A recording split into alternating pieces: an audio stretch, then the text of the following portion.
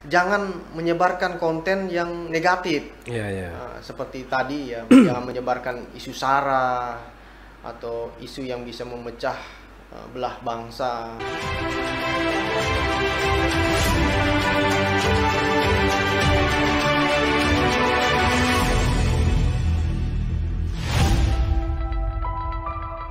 Pada awal-awal terbentuknya di Treskrimsus ini terdiri dari 4 subdit. Subdit 1 itu bidangnya industri perdagangan atau biasa disebut subdit 1 Indak. Yang kedua itu subdit 2 Eksus, ekonomi khusus. Ini yang menangani kasus-kasus perbankan, kasus koperasi dan lain sebagainya. Terus yang ketiga adalah subdit Tipikor, tindak pidana korupsi, yang menangani tindak pidana korupsi. Yang subdit keempat adalah subdit Tipiter. Subdit Tipiter ini menangani tindak pidana tertentu. Subdit Tipiter atau subdit tindak pidana tertentu seperti illegal fishing, illegal mining, tindak pidana kehutanan, dan lain sebagainya. Jadi di Treskrimsus ini menangani perkara-perkara di luar KUHP atau undang-undang yang biasa disebut lex specialis. Kemudian tahun 2019 sebagaimana yang saya sampaikan tadi, terbentuklah subdit 5 cyber yang menangani khusus tindak pidana yang terjadi di ruang cyber. Jadi itu. Dengan perkembangan teknologi ya, makanya dibentuklah cyber itu ya. Karena undang-undang ITE sendiri memang dibuat ya, apalagi dibuat pada pada 2008 yang munculnya kan ya. Iya. 2008 ya. Sehingga dibentuk pada saat itu Undang-Undang Nomor 19 Tahun 2008 yang sekarang sudah direvisi kan ya. Undang-Undang Nomor 11 ya, 11 2008 yang sekarang sudah direvisi. Undang-Undang Nomor 19 Tahun 2016 ya, seperti itu. Nah, tentang Undang-Undang ITE sendiri nih. Nah, saya mau bertanya nih. Dan ini ada juga pertanyaan dari teman-teman yang sudah request ke saya ya semalam ya. Ya, ini pertanyaannya ya.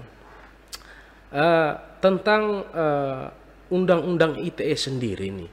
Kalau dari Ditreskrimsus nih, bagaimana penerapannya sendiri dalam tugas kepolisian nih? Penerapannya seperti apa? Penerapan dalam dalam arti ketika begini, ketika terjadi ini kan dengan adanya undang-undang ITE ini kan pasti akan terjadi lapor melapor nih. Ya, bagaimana mengambil langkah dengan melihat hal tersebut? Ya, baik, saya coba menjawab. Jadi kami di subdit 5 cyber ini tiap harinya selalu melakukan patroli cyber untuk mencari atau menemukan suatu peristiwa yang diduga tindak pidana di ruang cyber. Yang kedua, juga kami menerima layanan apabila ada pengaduan atau laporan dari masyarakat mengenai tindak pidana cyber, juga kami standby menerima laporan. Apabila ada masyarakat yang ingin melapor, kami akan layani. Yang pertama, kami akan buatkan laporan pengaduannya ataupun laporan polisinya. Kemudian kami lakukan penyelidikan berdasarkan surat perintah penyelidikan untuk mencari tahu apakah peristiwa yang dilaporkan atau peristiwa yang ditemukan ini adalah tindak pidana atau tidak, guna dapat tidaknya ditingkatkan ke tahap penyidikan.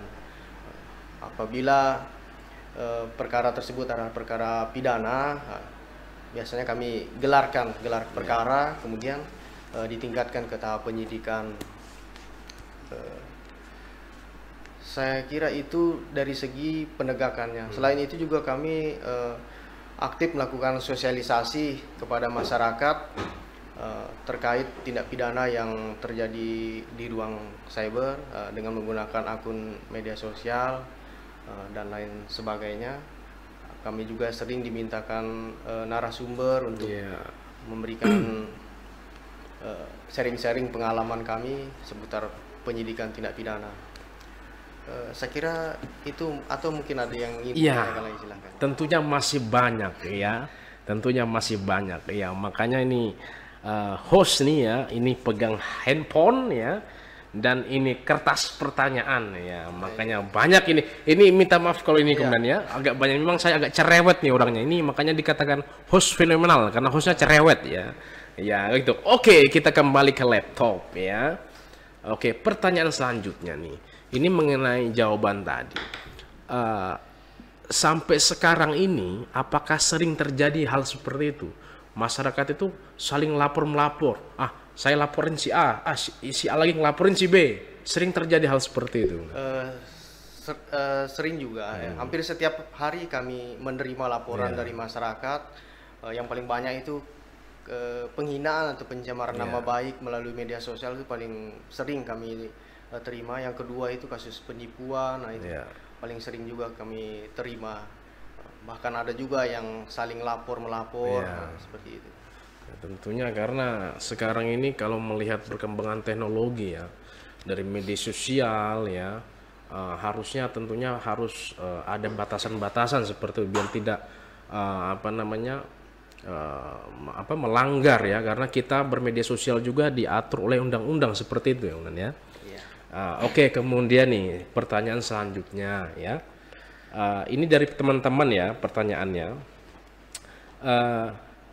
Pak, bagaimana dengan ini ada penyebutan pasal karet nih ya dalam Undang-Undang ITE ya.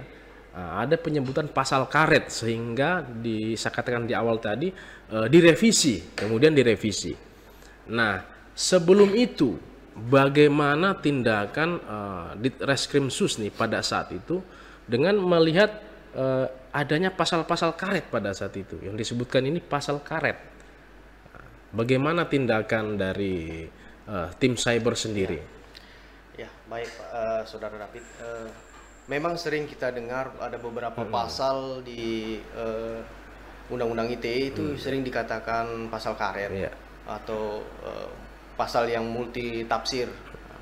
Kalau kami di Sudit Cyber ya untuk membuat terang suatu perkara ya kita menggunakan ahli dari biasanya kami mintakan dari Dinas Kominfo atau dari akademisi, misalnya dari UNTAD, dari ahli hukum pidana, ahli hukum ITE atau ahli bahasa di Balai Bahasa atau di UNTAD sendiri di Laboratorium Bahasa. Terkait dengan pasal-pasal karet ini, kepolisian sudah pimpinan kita sudah membuat suatu keputusan bersama. Pada tahun 2019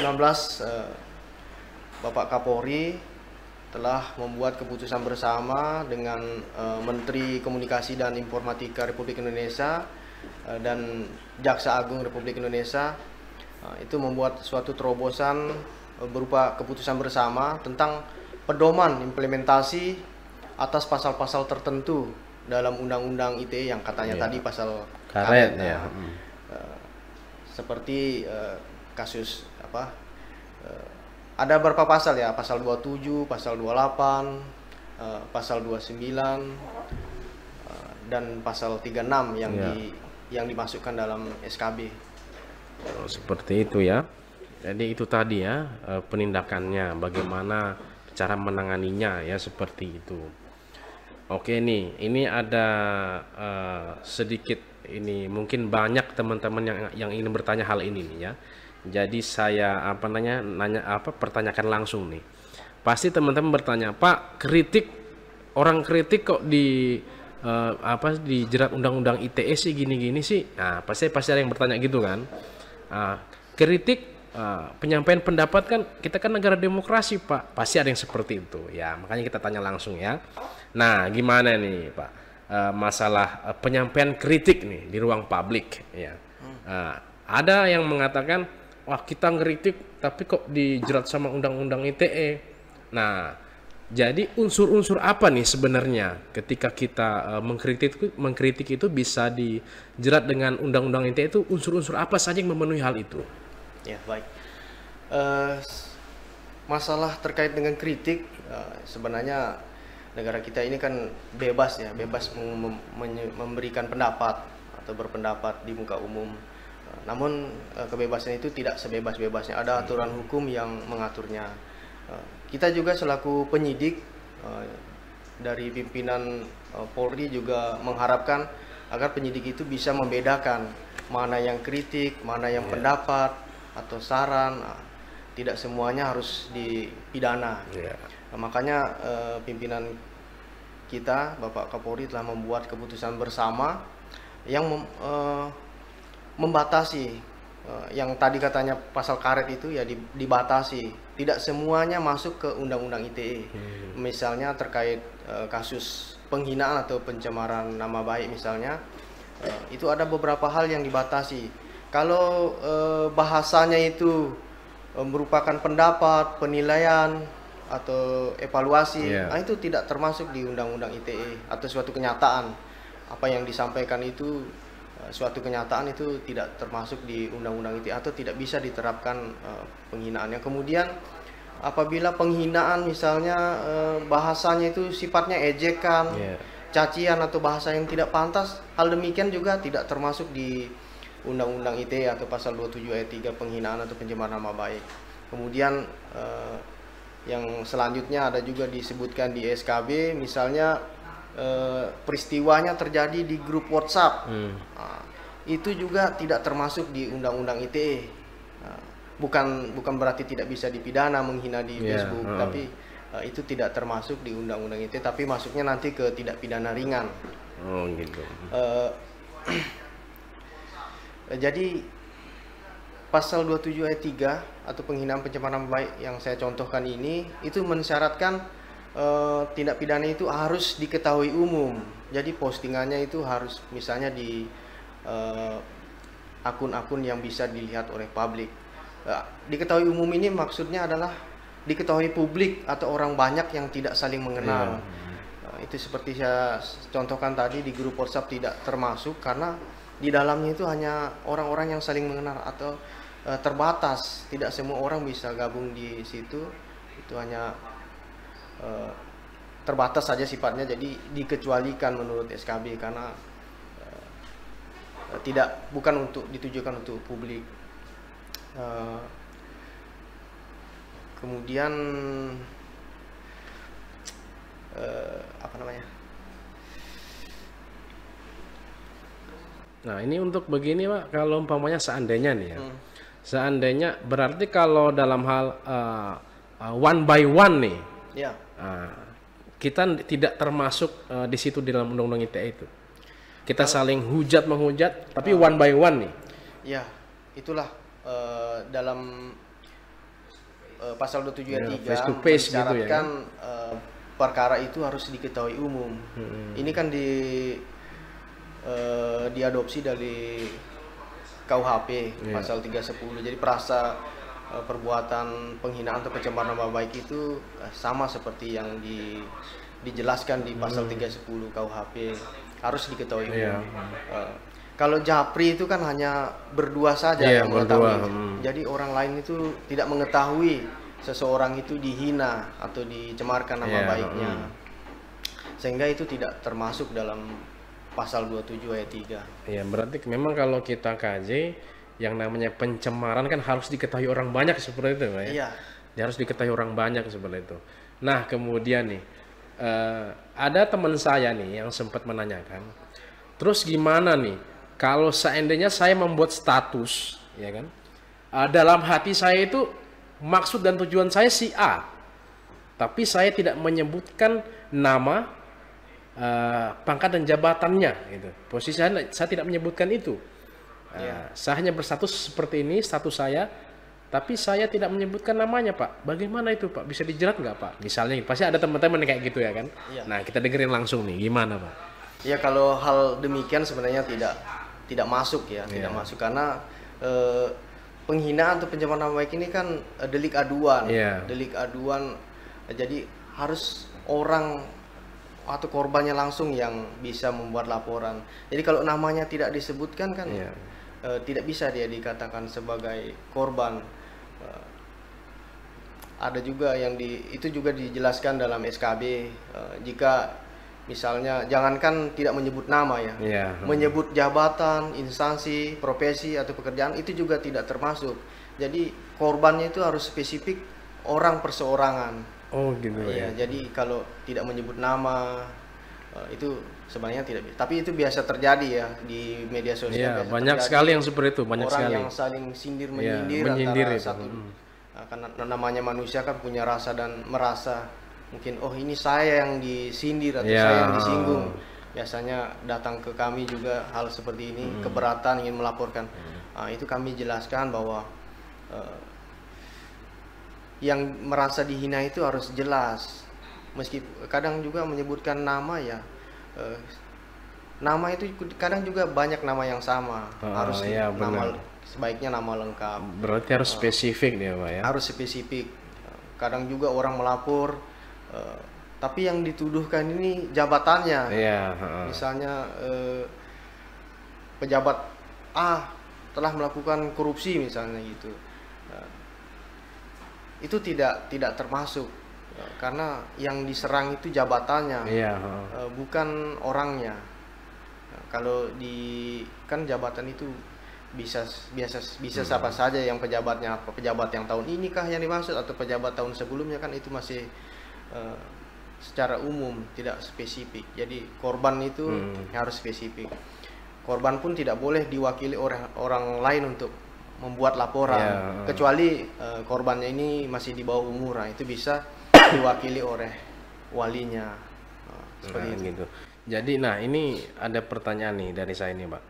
Kalau dia hanya menjerat orang di situ, nah bagaimana kalau ada nih, ini bukan pengalaman saya tok ya, mungkin banyak seperti ini. Ketika misal instansi nih, yang saya contohkan kepolisian kan ya kan, ada yang menghujat nih ya di media sosial, instansi kepolisian seperti ini. Nah dari kepolisian sendiri itu, tim cyber sendiri akan memproses hal itu atau tidak?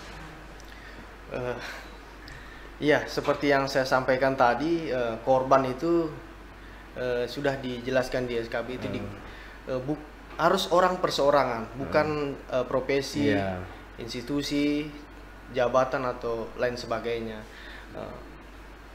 Tapi kembali lagi dari apa postingannya, apa konten yang disampaikan.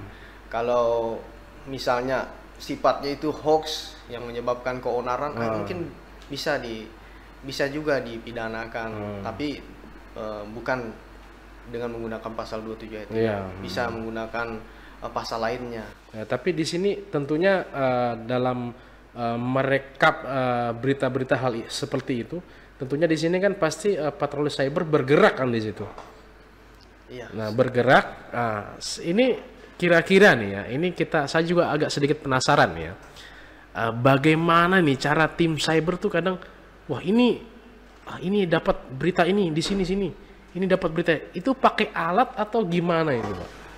Ya, kami setiap hari di Subdit 5 Cyber itu ada tim Bantek kami yang senantiasa melakukan patroli cyber, browsing baik di search engine, saya tidak sebutkan mereknya. Nggak apa-apa ya. Bisa, dan media sosial, media sosial kan banyak ya, ada Facebook, ada Twitter, ada Instagram dan lain sebagainya ya. Kami selalu melakukan patroli cyber. Apabila menemukan tindak pidana yang diduga tindak pidana yang terjadi di wilayah NKRI atau khususnya di wilayah hukum Polda Sulawesi Tengah, ya kami akan buat laporan informasinya untuk ditindaklanjuti sebagaimana mestinya proses hukum. Berarti yang membuat itu dari tim cyber sendiri Pak ya? Yang membuat laporan itu ya? Ketika menemukan di lapangan terjadi hal seperti ini ya? Seperti itu? Itu di luar konteks delik aduan. Kalau dalam hal delik aduan ya itu harus orangnya sendiri yang datang melapor ke kantor. Tapi kalau delik biasa, itu kita bisa juga membuat laporan informasi yang kemudian kita lakukan penyelidikan dan penyidikan lebih lanjut. Oh gitu, saya seperti itu ya teman-teman ya. Nah oke nih, saya lanjut lagi ke laptop ya, kembali ke laptop. Ini ada pertanyaan nih. Pertanyaan saya berikutnya, selama ya tahun 2022 ini sudah berapa kasus yang masuk dan sudah berapa kasus yang telah terpecahkan di tim cyber di Reskrim Sus ini? Iya, tahun 2022 ini sebenarnya perkara itu banyak, tapi tidak semua kita buatkan dalam bentuk laporan polisi. Kita terima dalam bentuk pengaduan terlebih dahulu, karena banyak juga laporan dari masyarakat itu adalah pelakunya itu menggunakan akun palsu. Nah, itu yang akun fake gitu ya, akun fake itu terjadi kendala biasanya di kami untuk menemukan keberadaan pelakunya. Kadang juga pelakunya ini berada di luar wilayah hukum Polda Sulteng, misalnya di wilayah Sumatera, wilayah Kalimantan, wilayah Jawa sana. Nah, itu sering, sehingga kalau kami buatkan laporan polisi itu biasanya jadi tunggakan. Di kami ini sampai saat ini tunggakan tuh banyak sekali Pak David, ada 150-an tunggakan. Di kami itu hampir setiap hari ada orang melapor, ada orang melapor. Jadi laporan pengaduan itu saya tidak bawa datanya, tapi sudah lebih 100 ini sampai dengan saat ini. Sementara personil kita juga terbatas. Personil Ditkrim Sus Subdit 5 Cyber ini sampai saat ini ada 15 orang, namun 2 ada BKO. Jadi yang efektif itu hanya 13 orang. Bukan berarti kita patah semangat, tetap kami melakukan penyidikan apabila perkara ini jelas ya, itu kami tingkatkan ke laporan polisi, kita tingkatkan ke penyidikan. Sampai saat ini LP yang kita sementara lidik dan sidik itu ada sekitar 13 perkara yang sudah LP ya. Nah, sudah LP di tahun 2022 ini, di luar tunggakan tadi. Itu berbagai macam laporan, ada illegal access, ada penghinaan pencemaran nama baik, ada pengancaman, ada penipuan. Seperti kemarin kita sudah melakukan penangkapan terkait penipuan modus jual beli kendaraan. Nah, ini paling sering terjadi. Kemarin kita lakukan penangkapan di wilayah Kalimantan.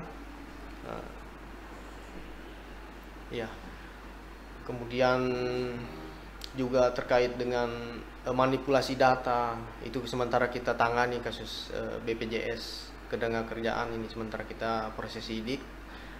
Tersangka juga kita lakukan penahanan. Kalau saya melihat ya perkembangan perkara yang terjadi di wilayah Sulteng ini, yang paling banyak itu kasus penghinaan atau pencemaran nama baik tadi. Kemudian yang kedua itu penipuan yang paling banyak itu kasus jual beli kendaraan. Jadi saya sampaikan juga mulai kesempatan podcast ini kepada masyarakat yang mungkin menyaksikan, harap berhati-hati dalam bertransaksi di media sosial. Jangan langsung percaya atau tergoda dengan iming-iming hadiah, harga murah yang ditawarkan. Itu harus dicermati lagi. Kalau perlu kita install aplikasi misalnya Get Contact atau Truecaller, supaya kita tahu ini akun ini asli atau tidak yang menghubung kita, ini nomor telepon ini kan, asli atau tidak. Kalau kita nggak tahu orangnya, jangan langsung percaya, meskipun dia menggunakan foto polisi atau foto tentara. Itu sering terjadi, ngaku-ngaku polisi, ngaku tentara, polisi ganteng atau tentara ganteng, biar tambah dipercaya begitu Pak ya. Percaya. Itu memang modusnya seperti itu, untuk meyakinkan orang bahwa dia itu adalah akun asli. Jadi kalau saya punya prinsip itu mungkin bisa disimak oleh masyarakat yang menyaksikan, bahwa satu-satunya yang nyata itu hanya ada di dunia nyata. Di media sosial itu orang bisa jadi siapa saja, kapan saja, dan di mana saja. Jadi kita harus tetap waspada dengan hal seperti ini. Ya, betul. Makanya saya tidak percaya kalau kenalan di media sosial, karena media sosial tuh mukanya bisa diepek-epekin. Gitu. Bisa dibuat putih efeknya, bisa dibuat ya secantik mungkin, seganteng mungkin. Jadi jangan tertipu ya. Nah, kalau menggunakan fotonya sendiri ya masih mending. Kadang ngambil fotonya orang lain kan, ngambil foto. Makanya masyarakat juga harus cerdas mengamankan foto pribadinya, mungkin di setting privasinya supaya orang tidak ambil foto kita untuk jadikan akun fake tadi untuk menipu orang lain. Banyak hal itu terjadi bahkan di lingkungan kita juga sering kan. Nah, mengenai tentang foto nih. Jadi saya pernah mengalami kejadian ini pribadi kejadian ya. Foto saya dijadikan akun Facebook nih.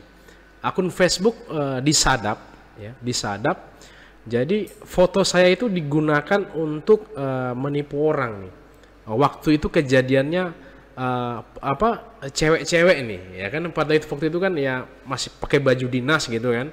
Jadi foto saya yang saya taruh di profil itu dijadikan si penyadap ini ya yang nge-hack akun ini untuk menipu orang. Nah, di situ kan terdapat muka saya. Nah, tentunya apa langkah yang harus saya lakukan agar tidak terjadi salah sangka atau hal-hal nanti yang merugikan saya. Kira-kira apa yang saya harus lakukan ketika hal itu sudah terjadi seperti itu, Pak? Iya. Saya kira bukan hanya Pak David saja yang mengalami hal demikian ya. Saya juga pernah mengalami hal yang demikian. Foto saya diambil di salah satu media sosial FB, kemudian dibuatkan akun lain dengan nama yang lain tapi menggunakan foto saya untuk tujuannya itu mencari keuntungan, menipu orang lain. Nah, kalau kita mengalami atau menemukan hal demikian ya, di media sosial sendiri kan, di Facebook contohnya, itu ada kita bisa report akun tersebut, kita bisa report bahwa ini akun palsu seolah-olah menjadi diri kita, itu kan bisa kita report. Kemarin saya sempat melakukan hal yang sama bersama dengan teman-teman saya, kita report sama-sama bahwa ini akun tidak betul atau akun palsu. Sekarang ini akun tersebut sudah dihapus.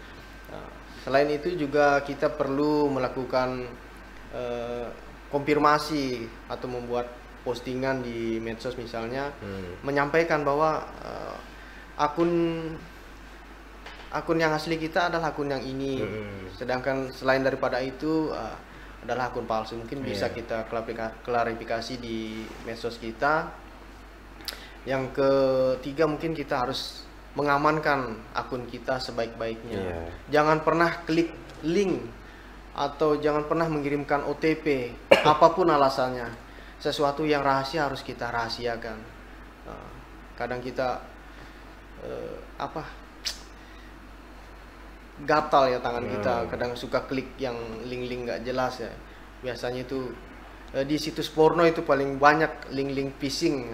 Kita klik itu, kita login di situ, akhirnya akun kita bisa diambil alih oleh orang yang tidak berhak atau orang yang tidak berkepentingan. Jadi teman-teman jangan nakal ngetik-ngetik yang biru-biru ya. Itu biasanya warnanya biru tuh ya. Yang maksudnya Pak Dewa tadi maksudnya yang warna biru linknya tuh ya gitu maksudnya. Jadi jangan nakal ya. Nah, gimana kalau udah ada korban di situ, Pak? Jadi korban melapor nih, ya kan, melapor. Pak, itu Pak dia Pak. Ya, itu yang ngelaporin saya, yang nipu saya kemarin Pak. Padahal kita nggak ngerasa gitu. Nah, itu langkah apa yang dilakukan biasanya seperti itu? Mediasi atau seperti apa?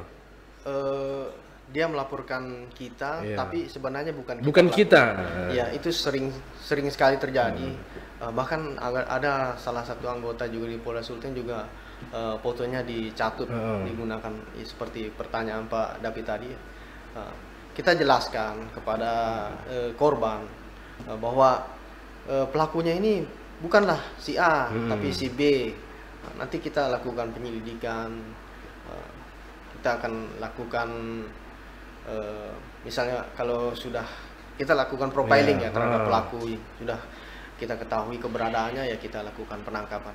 Kemarin kami juga pernah melakukan hal yang serupa. Ada korbannya juga di Palu, dia mengaku oknum anggota TNI ya, anggota TNI. Kita telusuri, ternyata dia bukan anggota TNI. Pelaku ini kemarin kita tangkap di Riau.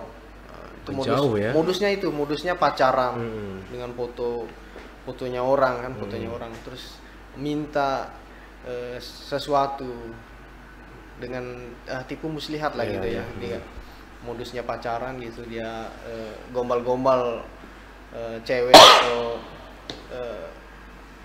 perempuan di wilayah kita. Dia tergoda karena lihat ini fotonya tampan, berwibawa kan, seorang TNI, siapa yang nggak mau kan. Nah, akhirnya sempat mengirim sejumlah uang, ada kirim laptop juga. Nah, itu kita aman. Setelah kita tangkap ternyata bukan TNI, bukan anggota TNI, tapi masyarakat biasa saja, penjual sayur mana di pasar ini. Waduh. Makanya ini harus hati-hati. Harus yang nyata itu hanya ada di dunia nyata. Iya, bener di medsos banget. itu kalau tidak pernah ketemu dengan orangnya, Iya. Jangan berteman sembarangan. Ya, itu benar banget karena sering terjadi hal seperti itu ya di berita-berita juga ya. Terutama korbannya tuh paling banyak perempuan. Iya. Ya, perempuan tuh. Wah, Ada lihat. juga laki-laki. Ada juga. Iya. Nah, karena sempat viral dulu, pernah viral tuh kalau nggak salah dari Makassar tuh. Dia sampai kemana gitu nyusul padahal ketipu sama foto dia. Iya. Iya, itu jadi harus diperhatikan betul ya. Iya. Buat teman-teman di rumah jangan sampai tertipu ya.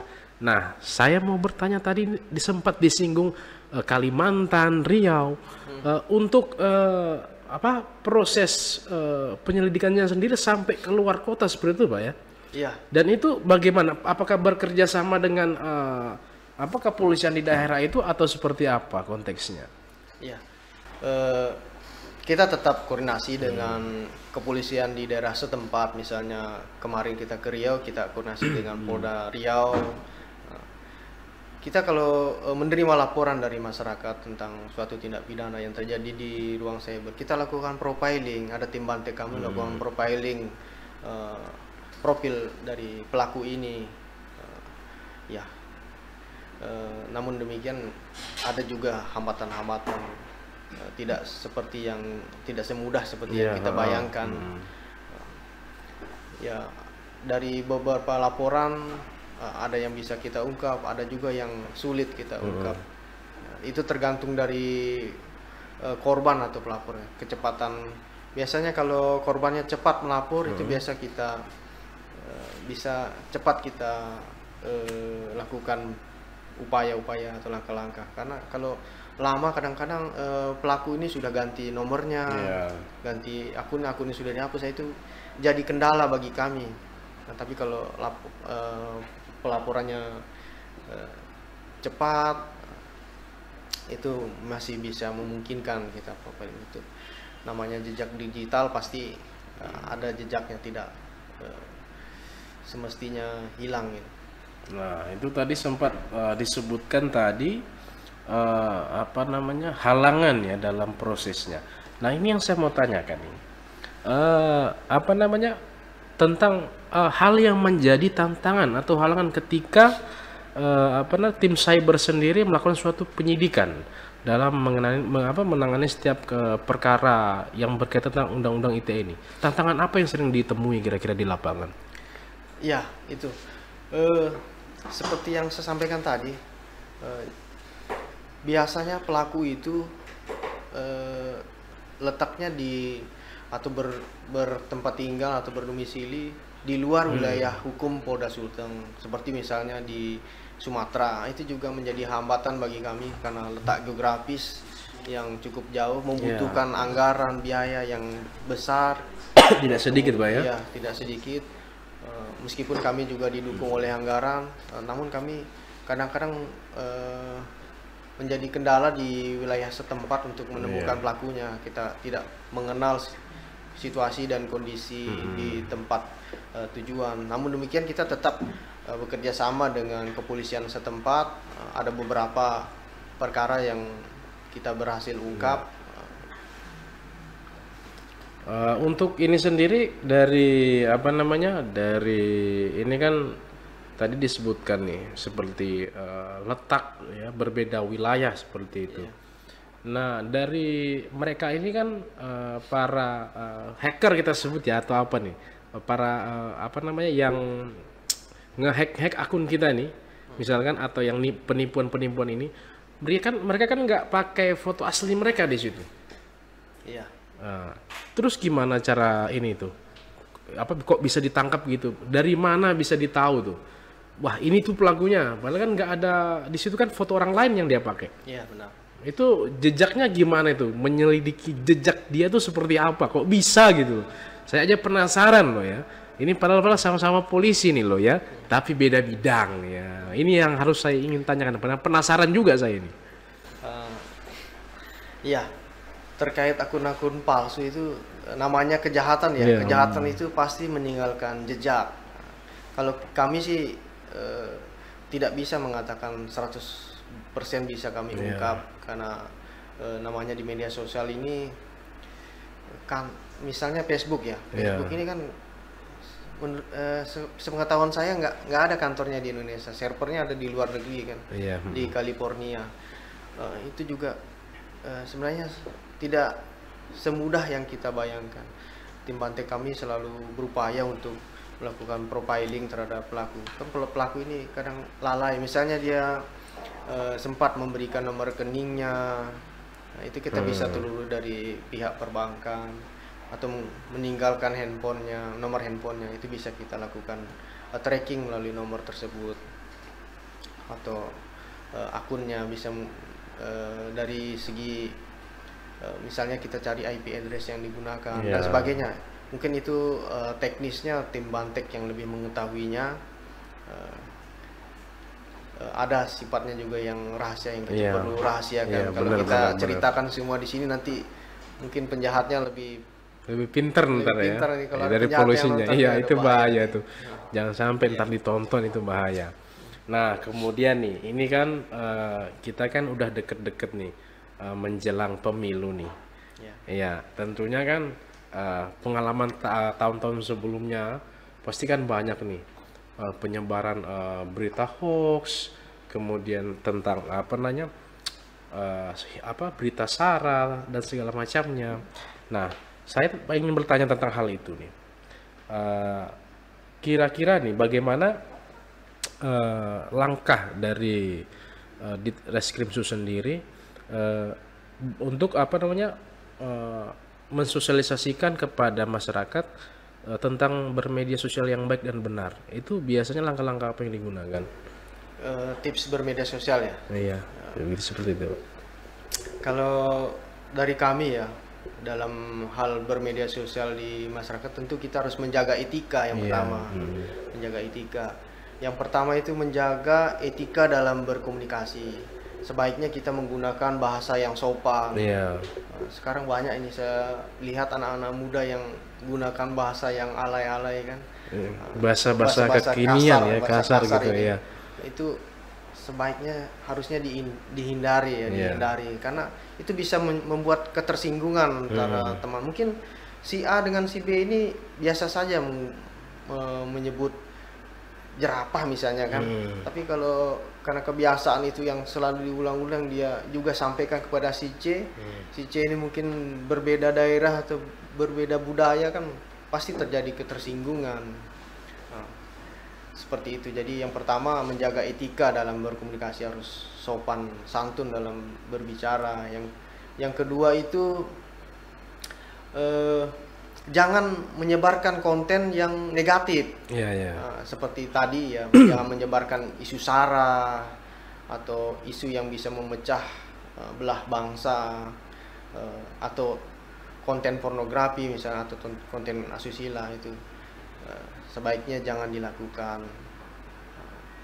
Kalau itu dilakukan ya tentu kita akan berhadapan dengan hukum, atau berhadapan atau bisa dijerat dengan undang-undang ITE. Yang ketiga, kita harus memperhatikan atau mencermati berita, kebenaran berita. Biasa kita menerima suatu berita yang kadang kita tidak membaca, tidak mencermati sumber beritanya, kita langsung meneruskan lagi ke orang lain. Ternyata berita yang disampaikan adalah hoax atau berita bohong. Nah, itu juga kita kan bisa dikena pidana kan. Benar-benar. Sebagaimana yang diatur di undang-undang kan. Jadi kalau kita terima berita harus kita Iya. cross check kebenarannya. Ini betul nggak ini berita? Kita banding, bagaimana caranya? Kita bandingkan dengan situs-situs atau website resmi, Iya. berita-berita resmi. Saya kira kalau kita browsing di Google itu banyak cara-caranya. Yang berikut, kita harus menjadikan diri kita filter. Jangan karena kecerobohan kita bisa mencelakai orang lain kan. Iya. Yang berikutnya, kita juga harus mengamankan akun kita,